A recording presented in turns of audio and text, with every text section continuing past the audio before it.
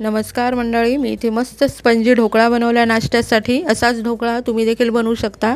चला तर मग हा ढोकळा मी कसा बनवला ते तुम्हाला दाखवते।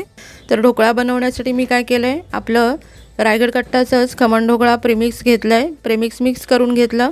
पिठाची कन्सिस्टन्सी तुम्ही पाहिली आहे। आता ह्याच्यामध्ये 2 चमचे फक्त तेल टाकलं आणि पीठ पुन्हा एकदा फेटून घेतलं। आता मात्र वेळ घालवायचा नाही, पटकन वाफवायला ठेवायचं आहे।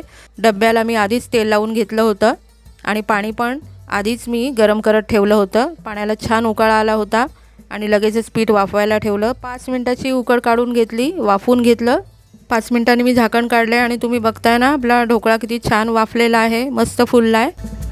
आता हा ढोकळा मी प्लेटमध्ये बाहेर काढून घेतला। थंड झाल्यानंतर पलटी करून घेतला, त्याचे पीसेस केले आणि मस्त खमंग फोडणी दिली। मोहरी, मिरची, कढीपत्ता आणि साखरेचं पाणी घातलं। मस्त खमंग फोडणी केली।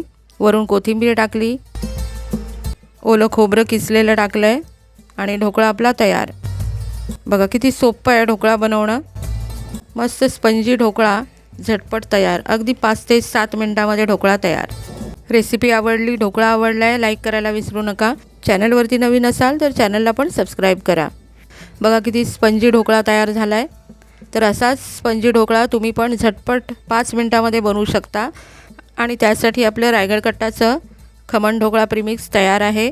ऑर्डर करून तुम्ही मागू शकता। ऑर्डरसाठीचा नंबर डिस्क्रिप्शन बॉक्समध्ये दिलेला आहे। तर मग रेडी प्रीमिक्स ऑर्डर करा। अशा पद्धतीने मऊसूद स्पंजी ढोकळा बनवा, खा, तुम्हाला नक्कीच आवडेल। रेसिपीच्या सविस्तर कृती साहित्यासाठी आपल्या चॅनलवरील लॉंग व्हिडिओ नक्की पहा।